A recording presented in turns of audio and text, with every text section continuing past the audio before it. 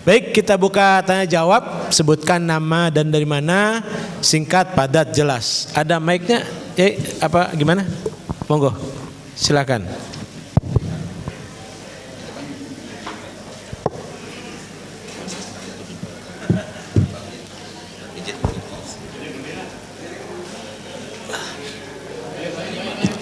Bismillahirrahmanirrahim. Assalamualaikum warahmatullahi wabarakatuh. Waalaikumsalam. Beben Bayi Hakim dari Kabupaten Subang. Saya itu akan naik pangkat ceritanya, bukan uji kom, tapi kebetulan baru ketahuan tahun ini nilai jenjang jabatannya kosong.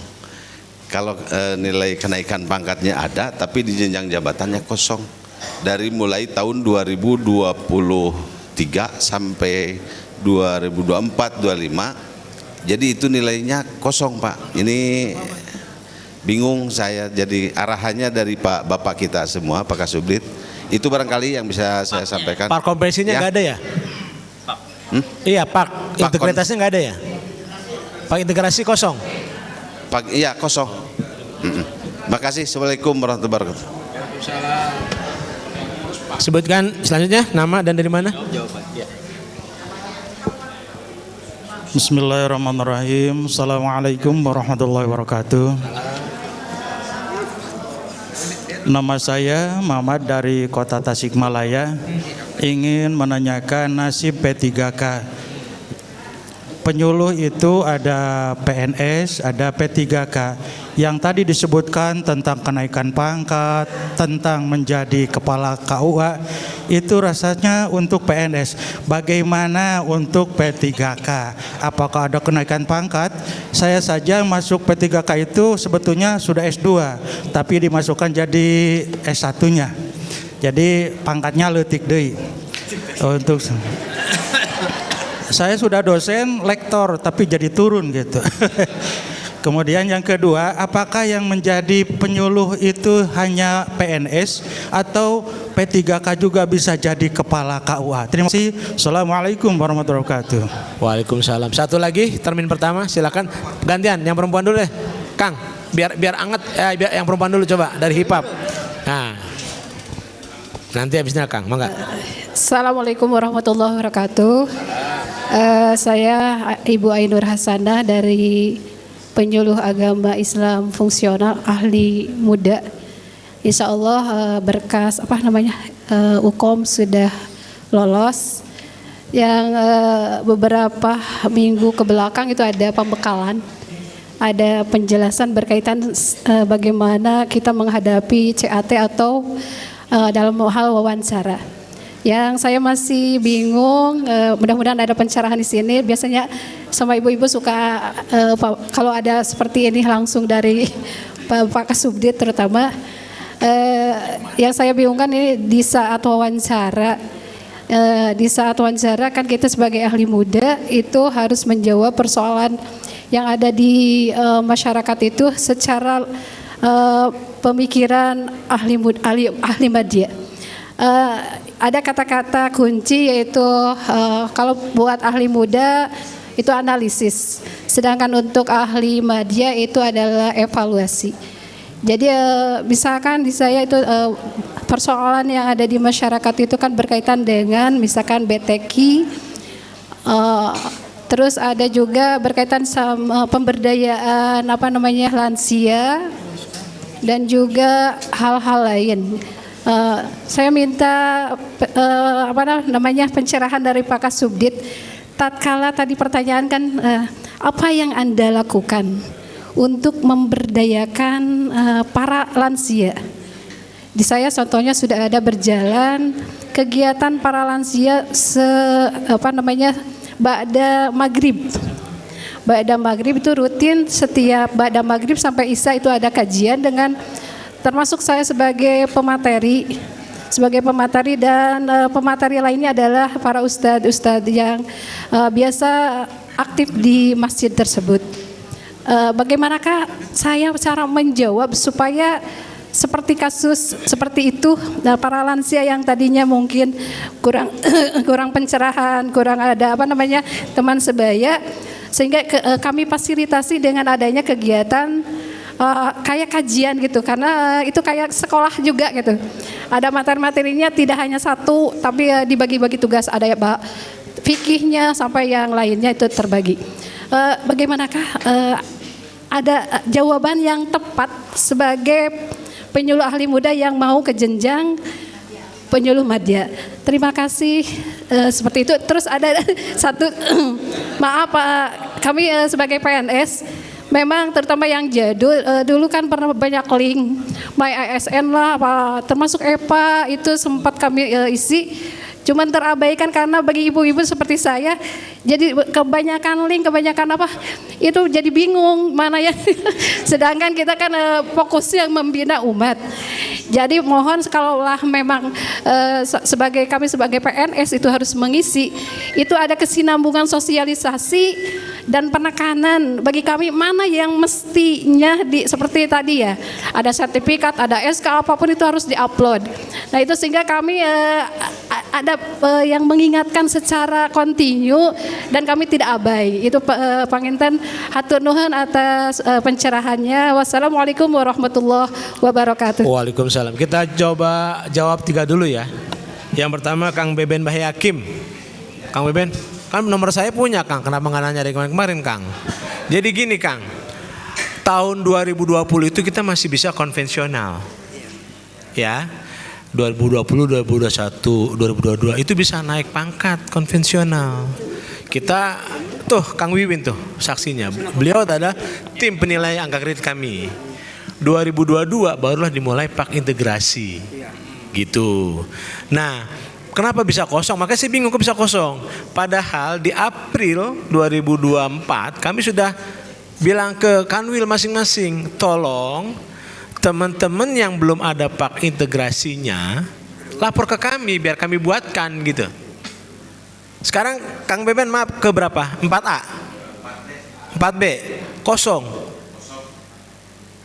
4A-nya tahun berapa? Sayang banget udah 4C harusnya tuh. Coba nanti itu ya apa minta. Iya, makanya harusnya dari 2020 itu 2021, 2022 sudah bisa itu. 4B, iya kan? Nah sekarang yang integrasi bisa ke 4C harusnya. Ini saksi hidup nih Kang Wiwin nih yang sebagai tim angka kredit. Jadi coba nanti saya tanya teman-teman ya, apakah memang yang kosong ini gimana? Nanti apa caranya? Karena memang sudah pak integrasi itu yang tanda tangan Pak Sekjen lama, gitu loh, Pak siapa? Pak Nizar. Jadi kami harus ke Jogja ngajar beliau, gitu loh. Nanti kalau kosong begini nanti coba kita tanya deh apakah ada cara lain atau kompensasi sebagai nanti kita coba Kang Beben ya. Baik. Kemudian yang kedua Pak Kusubdit terkait P3K kok apa nggak bisa nempel atau bagaimana atau regulasinya terkait P3K. Silakan Pak Kusubdit. Tadi sudah saya sampaikan ya. Jumlah P3K kita itu 19.000 sekian, 19.000. Ini khusus penyuluh agama Islam. Belum teman-teman kita P3K penyuluh agama lain, belum kita bicara P3K guru, belum kita bicara P3K dosen, dan mungkin jabatan fungsional lainnya. Penghulu juga ada P3K. Ya. Jadi sekali lagi ini kita patut bersyukur sekali lagi yang 110 zamannya menterinya Pak Gusmen itu meminta langsung ke BKN, ke Menpan, kita minta supaya dibuka keran 110.000 P3K. Itu tanpa saya rasa mungkin ini strateginya Gusmen ya, karena ketika itu Menpannya Pak Azwar Anas kalau nggak salah minta kuota 110.000. Nah negara saat itu mungkin masih baik-baik saja. Ya mungkin Menteri Keuangan menyetujui, akhirnya dibukalah keran 110.000. Sehingga 19.000-nya atau sampai 25 ribuan itu penyuluh agama itu kuotanya diambil oleh penyuluh agama. 25.000 dengan agama yang lain. Jadi sekitar itulah angkanya, saya nggak tahu angka pastinya. Artinya ini mungkin kedua atau ketiga terbanyak P3K yang ada di Kementerian Agama. Artinya peluang itu banyak buat teman-teman diangkat menjadi P3K. Memang kita masih menyisakan berapa teman yang honorer itu. Terakhir angkanya 2.616 untuk yang Islam. Ini udah nggak bisa kita tolong lagi.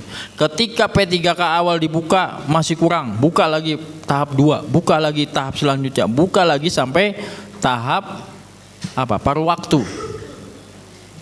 Nah, itu adalah ini sejarahnya ya saya sampaikan. Nah, kenapa P3K ini belum ada kekhususan? Karena ASN itu ya adalah PNS dan P3K. Memang regulasi satu pun Bapak Ibu mungkin menemukan regulasi yang keluar dari Menpan atau BKN, silakan diinfo ke saya. Sepanjang sepengetahuan saya pribadi, memang belum ada regulasi terkait P3K. Ya, apakah P3K itu bisa naik jenjang? Yang pertama, ini belum ada aturannya. Dan itu bukan hanya di penyuluh agama, semua P3K. Karena regulasi itu harus menyeluruh, tidak memandang itu jabatannya apa. Itu satu ya. Kemudian apakah P3K itu boleh dimutasi? Kita belum berani bikin regulasi mutasi. Karena memang pengusulan P3K itu berdasarkan kebutuhan. Kalau kan Kemenaknya membutuhkan di Tasik ada 100 P3K, ya sudah di situ. Bagaimana kalau mutasi? Belum ada aturan. Bahkan kami ke Bengkulu ya, itu kasihan. Ada yang kecelakaan, ya Pak, saya boleh pindah nggak? Itu karena fisiknya sudah nggak memungkinkan. Saya belum berani memindahkan karena regulasinya belum ada. Silakan minta pandangan ke auditor atau ke Itjen. Ini adalah kebijakan. Ya. Karena apa? Kalau regulasi P3K yang mutasi diberikan, itu buat apa banyaknya yang mau pindah? Benar Pak? Apalagi sekarang PNS itu 10 tahun. PNS itu 10 tahun baru boleh pindah. Baca aturannya. Baca aturannya. Ya, itu ditegaskan begitu. Apalagi yang P3K. Itu ya. Jadi memang regulasinya menyeluruh Bapak Ibu. Saya belum tahu ya, mungkin bisa diinformasikan ke kita, termasuk izin belajar, termasuk pencantuman gelar. Ini memang belum. Dan mungkin pemerintah juga sedang menyusun regulasi. Saya yakin, bukan yakin sih, artinya ini prediksi ya. 2027 2028 itu siap-siap. Karena 29 akan ada pemilu. Akan ada pergantian presiden. Mudah-mudahan kebijakannya itu Bapak Ibu semua diangkat menjadi PNS. Iya kan? Namanya politik Pak. Politik. Ya. Maka dari itu tadi saya sarankan, kerjalah dengan yang baik ya. Tugaskan dan maksudnya Bapak Ibu masih menerima gaji, masih menerima tukin, syukuri Pak. Karena kita juga di pusat udah luar biasa Pak. Apalagi gedung kita ditempati sama tetangga kita yang baru, anak kita yang baru, Kementerian Haji, wah udah semraut Pak. Tapi kita tetap ya, ini dilema memang dilema. Tapi yang ingin saya sampaikan bahwa memang regulasi untuk P3K itu belum ada yang keluar. Termasuk penghulu P3K. Saya nggak tahu apakah penghulu P3K boleh menikahkan. Boleh ya, tapi tidak boleh menandatangani buku nikah. Karena penghulu disebut harus PNS. Makanya jangan heran kalau Anda menjadi kepala KUA, kok saya nggak bisa tanda tangan buku nikah? Karena Anda bukan penghulu. Anda ditugaskan hanya sebagai kepala KUA. Nggak beresiko Pak.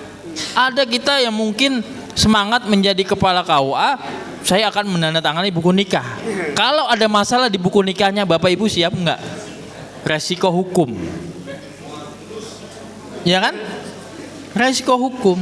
Karena memang ditunjuk penyuluh ini dipandang mampu untuk menjadi manajer, untuk memanajerial kantor. Karena penghulu ini sudah sibuk dengan urusan pernikahan. Itu kesempatan, saya bilang kesempatan ya. Tadi ada yang bertanya, kenapa aksesnya ditutup? Silakan Pak, ini terbuka. Ini terbuka ya. Saya mendukung kalau teman-teman diusulkan, silakan maju. Ya.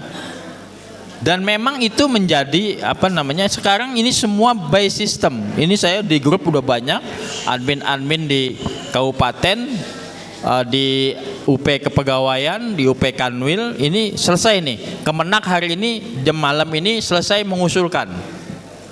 Malam nanti selesai di Kemenak. Nanti minggu depan akan diusulkan ke Kanwil. Kanwil mengusulkan ke pusat. Nanti kita akan verifikasi. Kalau bagi saya, kalau penyuluh yang diusulkan, saya loloskan semua. Benar. Mau ngapain lagi, orang udah dipilih kok, udah diseleksi. Pusat itu tinggal ngasih gambaran. Saya bangga kalau penyuluh agama itu banyak yang menjadi kepala KUA. Ya, karena ini adalah bagian daripada karir Bapak Ibu. Ya, itu memperbaiki karir Bapak Ibu, sistem kepegawaian Bapak Ibu pernah menjadi kepala KUA. Tentunya menjadi pimpinan ya harus ada berbagai macam resiko. Dan ini harus siap. Jangan dianggap, karena memang saya rasa ini udah saatnya lah. Mungkin dari yang ibu-ibu, dari yang perempuan mampu memimpin. Ya kita pernah dipimpin oleh perempuan presiden dari perempuan kan. Nggak menutup kemungkinan gitu. Silakan berlomba ya. Silakan berlomba itu ya, yang P3K ya. Jangan berkecil hati Pak. Jangan mungkin nanti 2 tahun lagi kontraknya udah mau habis, udah nggak usah masuk, nggak usah kerja. Yaitu namanya berserah diri. Itu namanya bunuh diri. Ya udah, kalau udah begitu ya silakan, tunggu aja waktunya kan gitu. Tapi tetap semangat Pak. Saya yakin ya, saya yakin itu akan ada perubahan. Karena kita akan nggak mungkin ya, nggak mungkin nanti ya, kalau ada seleksi yang formasi kita yang 51.000 saat ini masih kurang 48.000, mungkin nanti ada semacam asesmen, mungkin ada semacam evaluasi dari P3K menuju ke PNS. Itu yang saya, daripada kita merekrut kembali ya kan, merekrut membuka CPNS baru, kenapa yang P3K ini nggak kita usulkan saja, tapi tentu mekanismenya ada evaluasi, ada asesmen. Nah, siap nggak Bapak Ibu di asesmen? Siap nggak Bapak Ibu memberikan evaluasi atau laporan? Itu makanya kita ingatkan dari sekarang ini. Ya apapun itu, wallahu alam, Allah yang maha tahu ke depannya. Tapi setidaknya kita dari pusat, kita ingin biar semua teman-teman ini pindah jadi PNS. Bisa diangkat menjadi PNS. Tentunya ini kan butuh pertimbangan dan butuh persiapan yang matang. Karena pemerintah kondisinya lagi seperti ini ya. Ibaratnya ya itulah tugas kita, jangan ditinggalkan. Saya yakin karena Pak Dirjen kemarin menyampaikan Pak, penyuluh agama itu mempunyai kekuatan yang tidak dimiliki oleh jabatan fungsional lainnya, yaitu kekuatan istighosah. Benar, doanya itu luar biasa, doanya luar biasa, jalur langitnya itu nggak ada hambatan. Iya, contohnya begini, ketika penyuluh agama honorer ingin ditingkatkan honornya menjadi berapa, 2 juta ketika itu atau 1.500.000, mintanya nambah cuma 500.000 ya kan. Bapak Ibu mohon ditambah 500.000 aja, tapi status Bapak Ibu masih honorer. Ternyata Allah mendengar doanya itu beda, berlipat-lipat Bapak Ibu diangkat menjadi P3K. Coba dilihat. Saya yakin itu ya, karena ini Pak Dirjen yang bicara. Kita hanya mengusulkan 500, penambahan, tapi Bapak Ibu diangkat menjadi P3K yang berlipat-lipat. Saya waktu MTQ di Kendari itu menghadap ibu-ibu bawa anaknya dari Buton, Pak. Itu bawa hadiah, bawa macam-macam ke saya. Saya bilang, udah nggak usah kesini, ngapain? Bukan zaman saya. Enggak, saya berterima kasih ke Pak Kasubdit. Saya berterima kasih kepada Pak Dirjen, Pak Direktur, Pak Menteri. Ini rasa syukur saya. Karena yang tadinya saya gaji saya cuma 2 juta. Ini berdua, suami istri diangkat menjadi P3K. Gaji saya melonjak jadi 15 juta, Pak.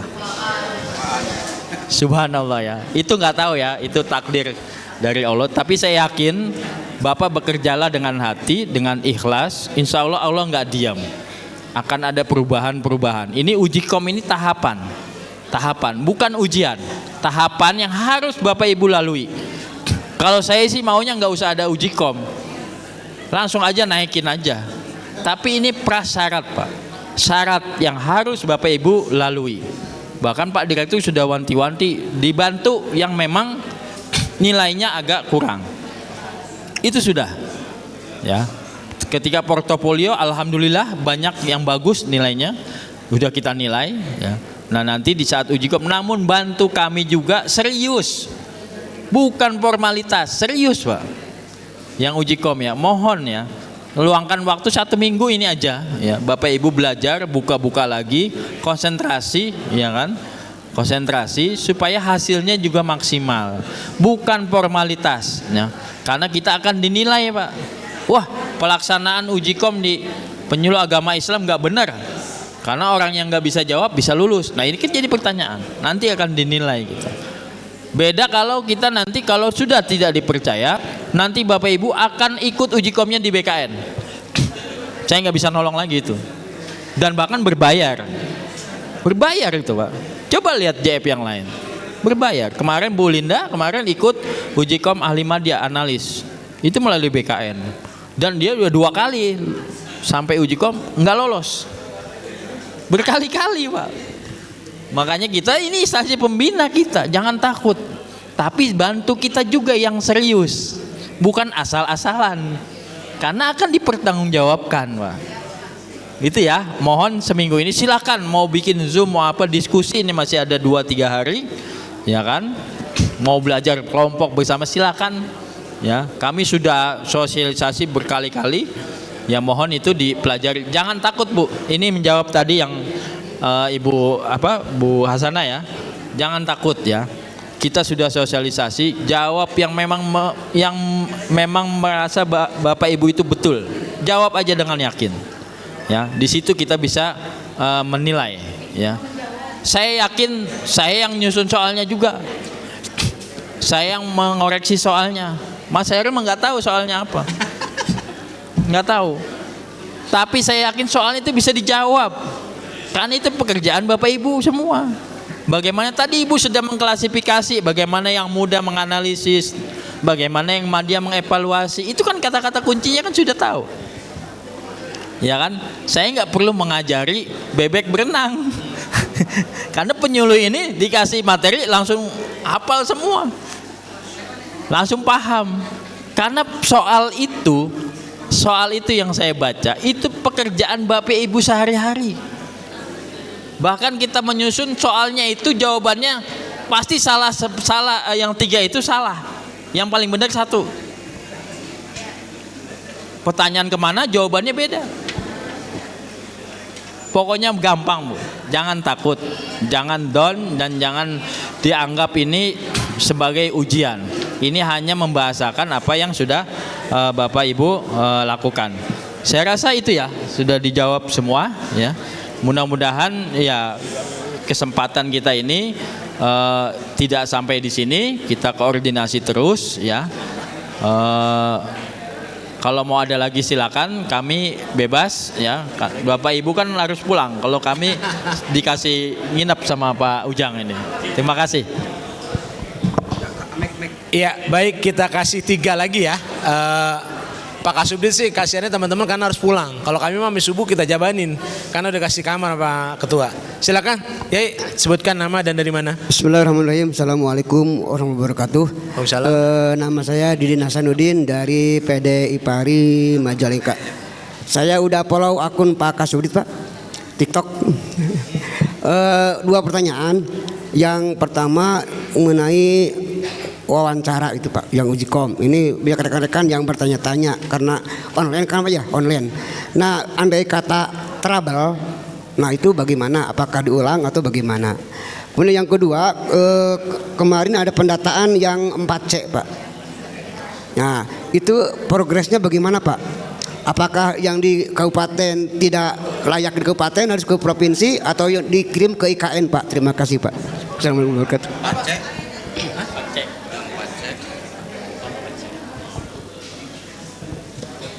Ya, silakan Yai. Dari mana? Izin Pak Kasubdit. Saya ikhwan dari Indramayu, termasuk penyuluh yang diangkat jadi kepala KUA.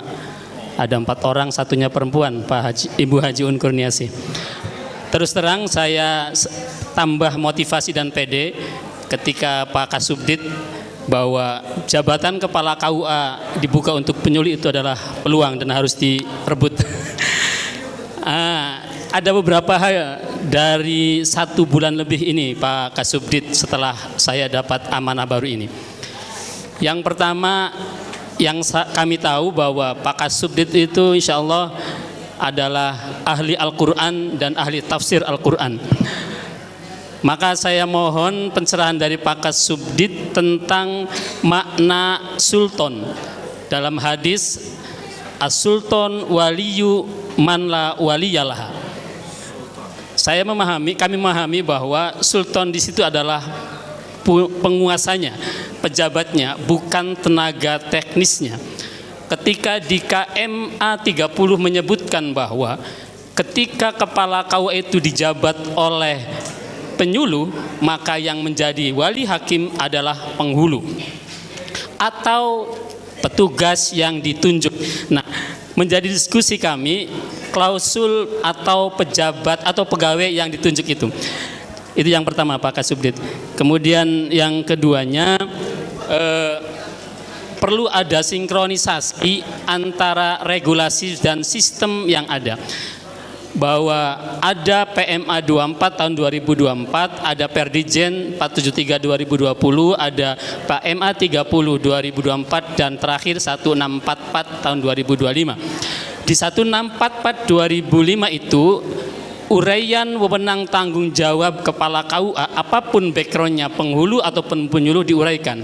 Salah satunya adalah menandatangani rekomendasi nikah. Tapi di SIMKA itu ketika akan memilih kepala KUA-nya bukan penghulu, itu tidak ditemukan Pak Kasubdit. Yang ada adalah penghulu ataupun kepala KUA sekaligus penghulu. Dan terakhir, tadi barangkali saya salah dengar, mohon koreksi, apakah betul penghulu P3K itu tidak diberikan kewenangan menandatangani buku nikah? Saya kira itu. Terima kasih Pak Kasubdit. Baik, satu lagi Yai, silakan. Nama dari mana? Terima kasih. Assalamualaikum warahmatullahi wabarakatuh. Pak Kasubdit, izin pertama saya ingin sampaikan bahwa banyaknya penyuluh yang diangkat satu sisi adalah merupakan rahmat, tapi sisi lain adalah petaka ketika kemudian ini tidak diimbangi dengan kualitas dalam pelaksanaan tugasnya. Maka saya mengambil sisi lain untuk memberikan usulan pada kesempatan sore hari ini. Pertama, kami amati ada 2 persoalan yang kemudian dihadapi di lapangan oleh teman-teman penyuluh. Satu sisi menyangkut kaifiyatud dakwah atau thariqatud dakwah, di sisi lain juga terkadang ada pada persoalan mada'atud dakwahnya. Maka kami mengusulkan agar tidak menjadi petaka kemudian yang ketika verifikasi tentang keberhasilan ini menjadi sebuah pertanyaan besar. Kami mendorong dan bermohon untuk terus dilakukan peningkatan kualitas metodologi dakwah untuk teman-teman sekalian. yang baru-baru terutama Pak, secara berjenjang ya, supaya apa? Supaya nanti seberapa bagus materi diberikan periqohnya lemah atau kefiahnya lemah, ini akan menjadi masalah tersendiri. Yang kedua, ini kami usulkan sejak zaman Pak Johari, kemudian Pak Jayadi, hingga hari ini saya coba usulkan kembali. Pada beberapa pelatihan di tingkat nasional kami pernah sampaikan tapi belum gol, menyangkut soal positioning penyuluh sebagai ujung tombak. Saya yakin teman-teman ini orang hebat semua di daerahnya dalam kapasitas di organisasi masing-masing. Lalu kemudian dalam posisi penyuluh sebagai ujung tombak, seringkali dihadapkan pada dia harus mampu menyelesaikan masalah yang masih ditangkap, kami tangkap lemah pada persoalan madaah adalah ketika kita dihadapkan pada mad'u, objek dakwah yang mohon maaf itu lebih ke ekstrim kanan ya, ekstrim kanan. Kemudian mereka punya maroji yang luar biasa dan kita punya kelemahan untuk melakukan percepatan dalam problem solving dari masalah yang dihadapi. Pengalaman ini kami hadapi sendiri Pak. 2 kali saya dulu pernah di Kecamatan Jatibarang awal tahun 2020, di mana ada 41 orang dibawa pada kelompok yang tidak sama dengan kondisi umum di wilayah itu, dan kami sudah mengkoordinasikan dengan MUI dan lain sebagainya, tetapi kemudian karena mengalami kendala sehingga nyaris terjadi masalah. Yang kedua, di sebuah perusahaan yang juga sama ya, kita sebut saja ada organisasi kelompok tertentu dengan maroji yang itu mungkin kita punya kelemahan. Maka usulan saya untuk yang kedua ini yang berkali-kali saya usulkan, bagaimana kalau kemudian penyuluh ini juga dibuatkan satu program untuk percepatan dalam pemahaman kitab-kitab kuning dan penguasaan bahasa. Kalau perlu bisa dikirimkan ke luar negeri untuk dilakukan pemaksaan percepatan itu, sehingga nanti ketika diketemukan kelompok-kelompok yang dia dalam penggunaan referensinya ini agak berbeda dengan yang diajarkan di pesantren, paling tidak penyuluh juga bisa cepat menyelesaikan masalah ini. Saya pernah diskusikan dengan Kementerian Agama, jawabannya sangat tidak mengasihkan karena kalimat yang lahir adalah penyuluh itu bukan ahli, tidak dicetak jadi ahli kitab. Penyuluh itu katanya bagian administratif. Sangat kami menolak sekali karena ini bertolak belakang dengan realitas yang kami hadapi. Yang kedua, Pak Kasubdit, mohon maaf, kami usulkan kaitan dengan seiring dengan terpisahnya haji dengan Kementerian Agama, di mana penyuluh punya ruang besar di sana untuk yang belum berhaji dan atau menjadi petugas haji. Maka kami mengusulkan bagaimana kalau kemesraan ini tetap dirawat, dan kami titipkan itu pada teman-teman yang di pusat, di mana penyuluh ada ruang besar yang bisa terus bersinergi, diberi peluang untuk bisa jadi petugas haji, Pak. Ini titipan teman-teman. Yang ketiga, kami ucapkan terima kasih terkait dengan rencana dari Madya ke Utama yang sedang direncanakan menjadi naskah urgensi. Tadi saya dengar naskah urgensi. Semoga ini bisa diperjuangkan terus Pak, sehingga teman-teman yang dari 4C bisa naik ke 4D dan ada kejelasan informasi itu. Yang terakhir, ada ucapan terima kasih Pak, titipan dari teman-teman di daerah kami, katanya mohon maaf belum bisa membantu banyak untuk Kementerian Agama terkait dengan efisiensi yang terjadi, sehingga ujikom seringkali menjadi kendala, penyebabnya adalah mereka. Lalu tawaran solusi dari teman-teman kami di daerah itu agar tidak terjadi pemborosan oleh karena ada efisiensi, kata teman-teman saya, bagaimana kalau ujiannya diluluskan saja semua. Terima kasih Pak. Assalamualaikum warahmatullahi wabarakatuh. Waalaikumsalam. Dari banyaknya pertanyaan mungkin saya mau jawab terkait petugas haji.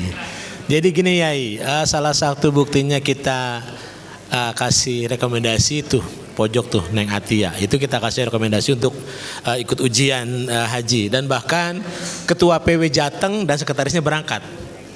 Kita terus walaupun kita sudah berpisah dengan haji, kami tetap kan teman-teman juga sekarang diminta buat bimbingan manasik haji kan. itulah kan bisa jadi salah satunya dari teman-teman haji bisa mengapresiasi teman-teman jadi petugas haji, tapi tetap akan minta rekomendasi kami, insya Allah akan kami berikan, gitu ya. Selanjutnya Pak Kasudit, monggo yang lain. Saya jawab dari Pak Kiai dulu ya, terkait tadi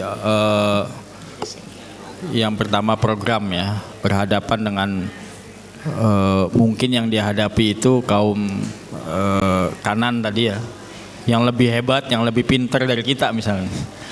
Disinilah kita diuji sebagai penyuluh, Pak. Ya.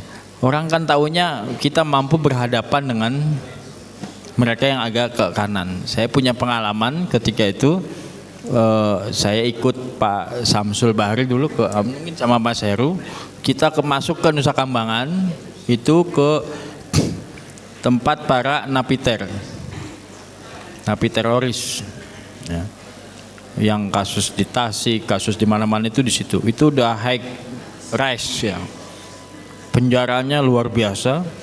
Malah kita masuk ke ruangan ke ruangan CCTV itu selebar ini CCTV. Kita lihat pantau itu orang satu-satu di sini.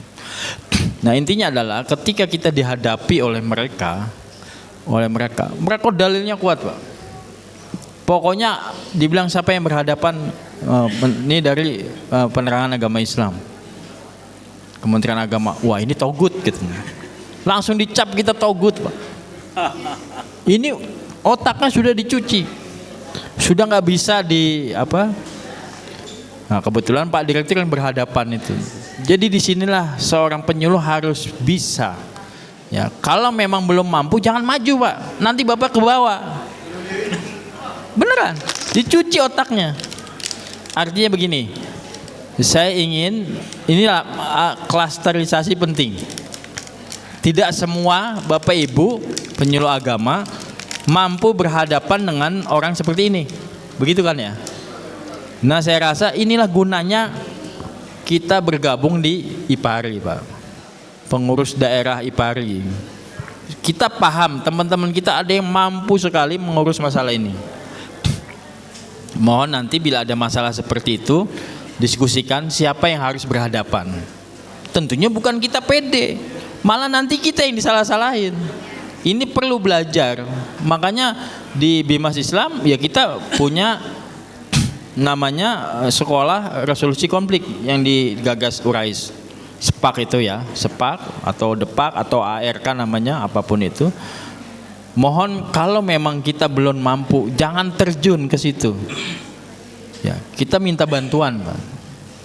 Karena kalau kita berhadapan, itu nanti bumerang buat kita sendiri. Dan alhamdulillah penyuluh-penyuluh kita banyak yang hebat seperti itu. Di Nusa Kambangan tuh banyak penyuluh-penyuluh Cilacap, dan saya pernah berdiskusi berhadapan langsung. Itu P3K malah penyuluhnya. Jadi perlu, nah inilah saya rasa di Rakernas kemarin saya mengusulkan, Pak. Agar setiap PD itu mengadakan halakoh atau kajian minimal sebulan sekali, apa yang sedang ramai di masalah di daerah tersebut, misalnya seperti LGBT mungkin, atau apa yang lagi judul atau macam-macam. Ini di Bogor ceritanya saya lihat itu sudah bergerak. Di Bogor itu saya lihat di berita itu yang waria-waria yang sering nongkrong di jalan itu dikejar, dilemparin botol itu oleh warga. Saya khawatir nanti penyuluhnya ditanya itu. Artinya dia main hakim sendiri. Nah, inilah permasalahan seperti ini bagaimana didiskusikan. Kita harus peka dengan lingkungan kita sendiri. Jadi saya mohon nanti perlu kajian, perlu dia bahsul masail atau apalah. Atau mungkin kajian-kajian yang memang apa yang sedang dihadapi masing-masing Bapak Ibu di tempatnya bertugas gitu. Jadi jawaban saya seperti itu, Pak Kiai. Mohon nanti didiskusikan, kita punya PD, melaporlah. Jangan kita show off, kita merasa mampu. Kita juga bisa mengukur diri kita sendiri. Karena saya ketika berhadapan itu, oh iya benar. Ternyata dia lebih, udah pokoknya saya mau mati, saya mau masuk surga. Udah begitu aja. Jadi ini perlu pendalaman dan perlu kajian, strategi perlu, belajar perlu. ya. Kita banyak agen-agen resolusi konflik dan itu juga bisa kita sama-sama menyimak, sama belajar yang bagaimana cara menghadapi kaum seperti ini gitu ya. Jadi seperti itu, mungkin bisa di teman-teman yang memang mampu itu permasalahan apapun. Terutama ini Pak, yang saya mungkin tidak semua kita itu mengerti tentang ilmu waris misalnya. Jangan kepedean kita memberikan ilmu waris itu harus dibelajar, harus paham. Kalau nggak mampu jangan memberikan penjelasan Pak, nanti jadi sengketa. Iya kan? Jadi sengketa itu. Nah itulah perlunya, makanya penyuluh agama itu harus siap dibilang harus mampu dan harus bisa. Bukan artinya saya menakut-nakuti, enggak. Ini adalah kepercayaan, ini adalah amanah. Mungkin teman kita banyak yang bisa, ada yang bisa. Kemarin saya ke Cirebon itu ada yang ahli, sudah menulis buku itu. Di Cirebon itu P3K juga, saya salut sekali. Ada yang ternyata concern. Nah makanya nanti ke depan kita ingin mungkin Pak Kiai Ujang, Pak Nandang bisa di klaster ya. Teman-teman mana yang memang fokus di BTQ misalnya, fokus di tahsin, fokus di napiter, fokus di anak jalanan, fokus di keuangan, kan ada literasi keuangan, fokus di bimbingan keluarga, itu bisa di klaster-klaster. Jadi spesialisasi, dulu kita punya spesialisasi kan, ada yang spesialisasi narkoba macam-macam. Nah sekarang kan kita Dirjen kita ya seperti itu. Jadi saya ingin di klaster, jadi ada ahlinya. Saya ketika itu ditanya siapa penyuluh agama yang bergerak di lapas, saya nggak tahu. Lapas ini kan bukan tugas kita sebenarnya. Di Dirjen itu bukan tugas kita, itu tugas tambahan. Tentunya harus diikat dengan MOU atau PKS ya, perjanjian kerjasama atau apalah, atau ada surat. Itu penugasan Pak. Jangan sampai kita membina lapas, umat kitanya nggak dipegang, salah. Mungkin kalau bayangan saya dosa loh penyuluh agama kalau di satu desa itu ada orang yang nggak sholat misalnya. Karena beban kita berat, terus terang menjalankan tugas kenabian itu berat. Tapi saya yakin kalau kitanya ikhlas, kitanya bisa menggerakkan hati masyarakat, itu gampang menilainya. Satu desa, satu kampung tidak ada konflik sosial keagamaan, berarti penyuluhnya bergerak. Gitu aja nilainya. Iya kan? Berarti Bapak ada yang banyak masih yang sholat Jumat, sholat jamaah, berarti penyuluhnya bergerak. Barometernya begitu aja sekarang. Jangan sampai menimbulkan kasus konflik sosial keagamaan di tempat Bapak Ibu. Nanti Bapak Ibu yang repot. Nah bagaimana caranya? Silakan didiskusikan. Kita kasih pembinaan, kasih macam-macam.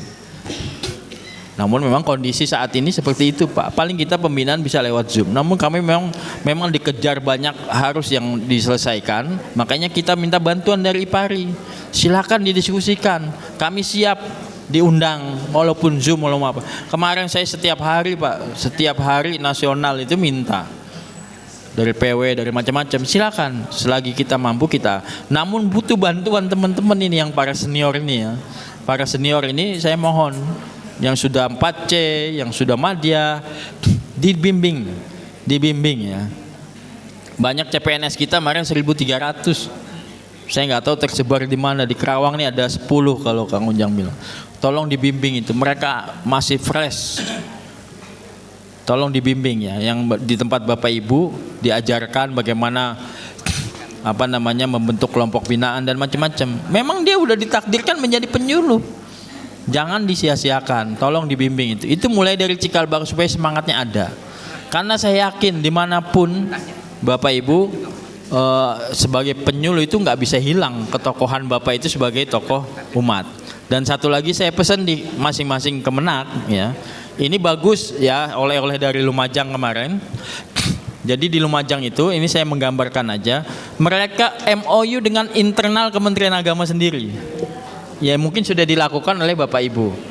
Tugas-tugas kepenyuluhan sekarang lagi ada anak baru itu mata muda ya. Anak-anak kita yang baru masuk orientasi itu diisi oleh penyuluh. Betul ya di tempat Bapak Ibu. Jadi kita fokus di binaan kita sebagai kementerian, tolong ambil itu. Tolong ambil itu ya, kesempatan itu.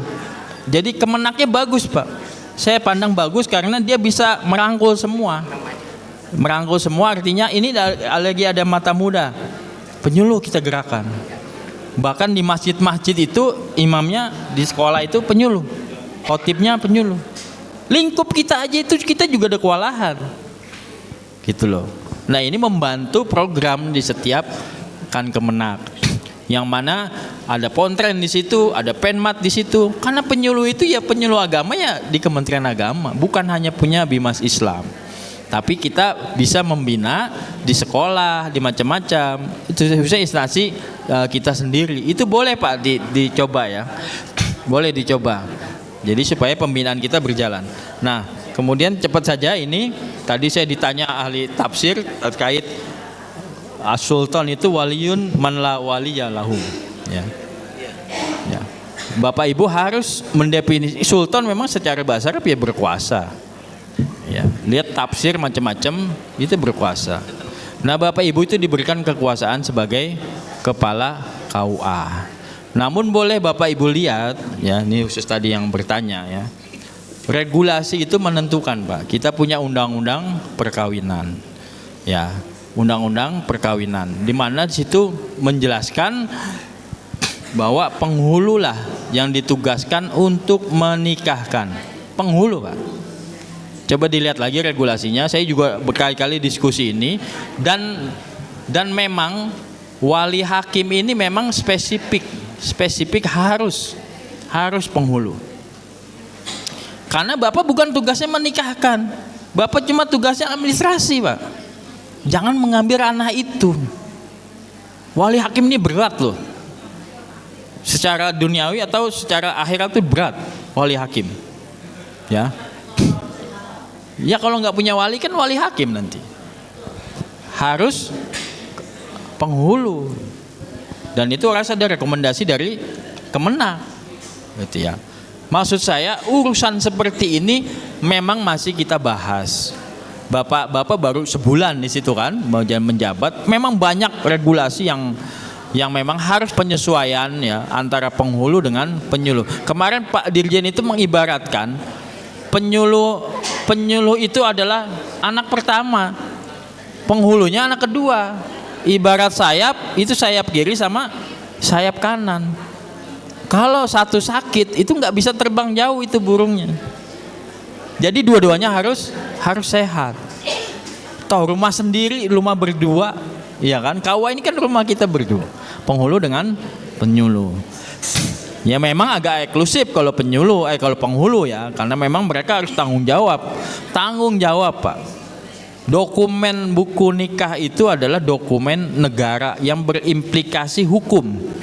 Saya sudah menyampaikan ke Kang Wildan, saya bilang jangan sampai kepala KUA dari penyuluh agama yang diangkat jadi kepala KUA itu berimplikasi hukum. Nanti nggak ada yang mau jadi kepala KUA. Makanya harus ada pembatasan. Harus dibatasi mana yang dilakukan oleh kepala KUA. Menurut saya ya cukup manajerial aja. Jangan Bapak sampai menuntut menjadi wali hakim. Apa kapasitas Bapak? Iya memang kepala KUA. Kepala KUA itu juga ada batasannya juga. Gitu Pak. Jadi saya membalik pemikiran Bapak ya. Silakan ya. Memang harus diatur dengan regulasi karena ini dokumen negara. Harus ada regulasinya. Nah, sepengetahuan saya seperti itu. Tapi mungkin kemarin juga sudah ada surat dari Pak Direktur ya, mantan direktur kita juga Pak Jayadi ya, yang menjelaskan itu. Jadi perlu dipahami Pak, perlu dipahami. Maksud saya mereka KUA itu membutuhkan kita karena dipandang penyuluh agama ini mampu memanage sebuah organisasi, sebuah kantor, ya kan? Itu menjadi simbol kantor itu ya. Mampu kita itu. Silakan, mungkin ada gap atau apa itu diselesaikan. Ini rumah kita sendiri, ya, rumah kita sendiri. Ya mungkin nanti ini kan baru tahap awal ya. Bapak termasuk orang yang saya rasa bersyukur ya. Saya bersyukur ya Bapak mendapatkan amanah ini ya. Jadi supaya nanti hal-hal yang teknis silakan kita dikasih masukan Pak. Bapak diskusi sama saya juga bisa, karena problem Bapak harus mengadu kemana ini. Kami juga sering berdiskusi, namun memang ini pengisian ini masih jalan terus. Pengisian ini masih jalan terus. Nanti mungkin kami akan mengusulkan biar dari KUA, karena ranahnya itu regulasi itu ada di Bina KUA. Saya bilang, saya pesan jangan sampai penyuluh agama Islam yang diangkat kepala KUA itu berimplikasi hukum. Jangan sampai ya. Nanti berat Bapak ke depannya ya. Tapi ini adalah amanah, ini menguji bagaimana Bapak menjadi seorang pemimpin. Insya Allah lah setelah jadi kepala KUA mungkin bisa jadi kasih dulu, mungkin bisa jadi Kemenak, bahkan kita harapkan ini banyak teman-teman yang udah 4C ini, kalau memang mentok di situ, mandek di situ di 4C, ini dibuka. Silakan bertarung masuk ke daftar ke open bidding eselon 2. Dimanapun Pak, boleh. Karena yang menentukan pangkat.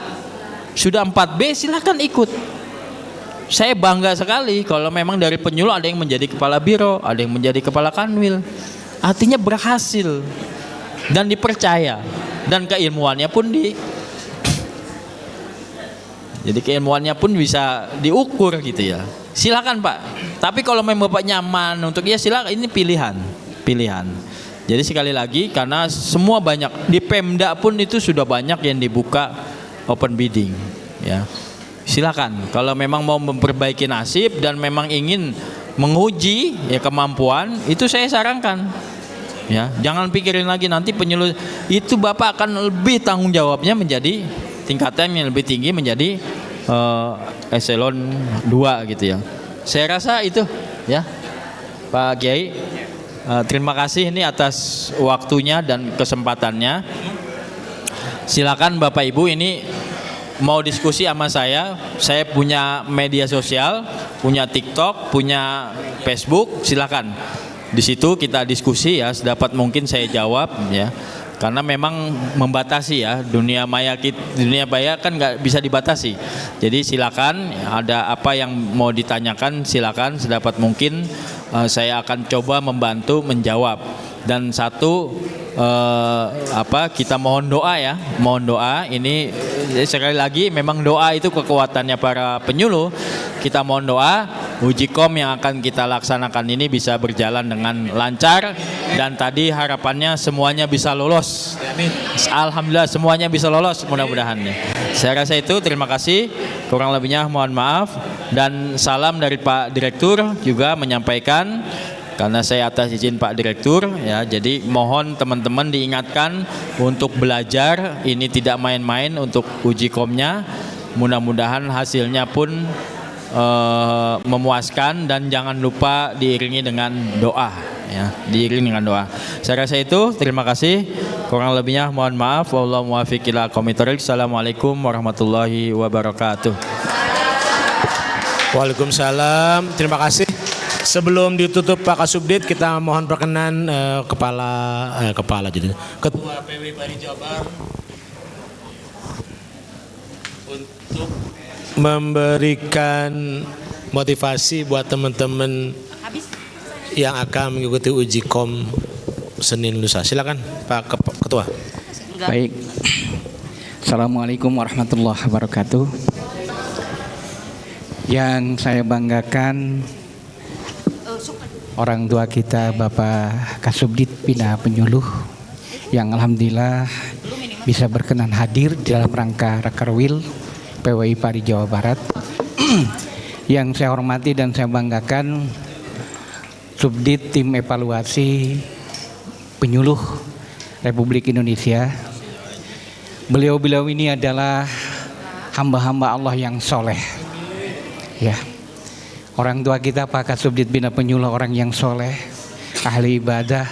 Beliau juga subtim evaluasi juga sama, orang yang soleh.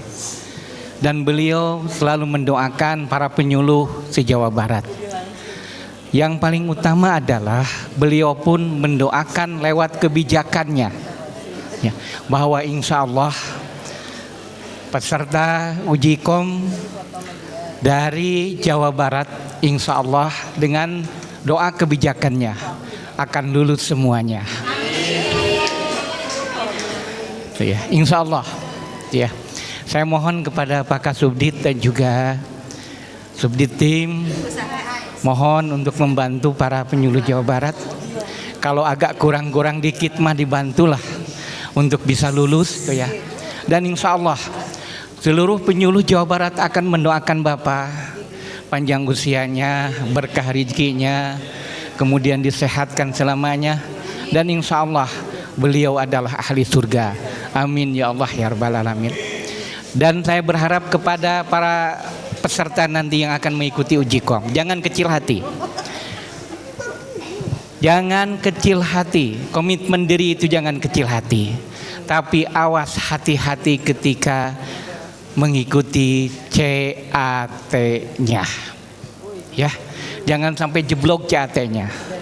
Nah, ketika CAT-nya jeblok, kita repot untuk membantunya.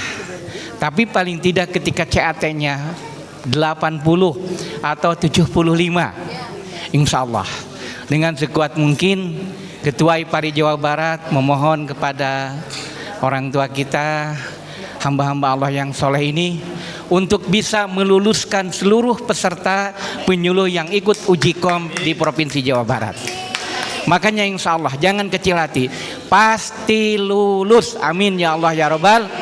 Ala kulli niyatin sholihah. Al-Fatihah. Iya karena mudah ya karena suratul ladzina an'amta alaihim. Itu saja sebagai motivasi dari kami, dan mohon untuk closing Pak Kasubdit untuk menutup acara Rakerwil yang ketiga di Provinsi Jawa Barat di Bandung ini.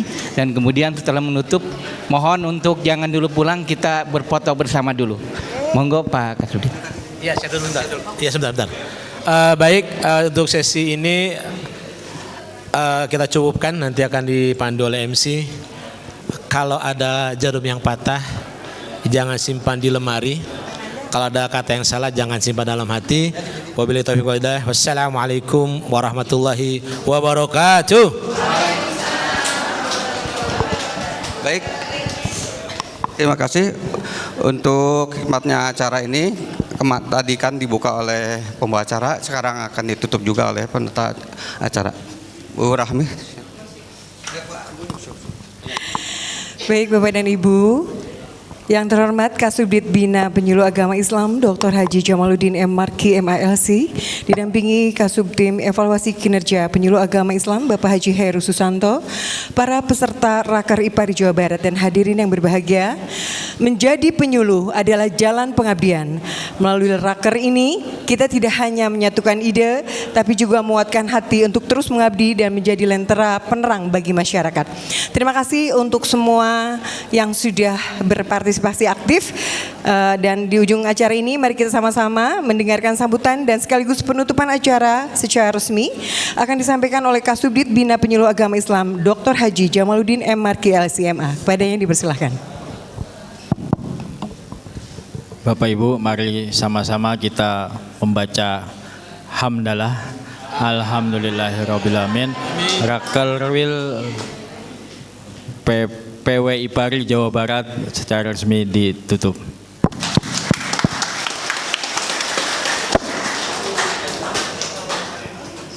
Masya Allah, sungguh bijak sekali ya. Bapak dan Ibu yang berbahagia, coretan pena di atas kertas program kerja telah selesai. Namun ingat, esensi dari rapat ini bukan apa yang tertulis di ruangan ini, melainkan aksi nyata kita di tengah umat esok hari. Mari kita pulang dengan satu tekad menjadi penyuluh agama yang berdampak. Mari kita tutup lembaran rapat ini dan buka lembaran aksi nyata. Bapak dan Ibu, selanjutnya kita akan diabadikan di foto bersama. Untuk itu dipersilakan mengambil posisi. Boleh berdiri semuanya.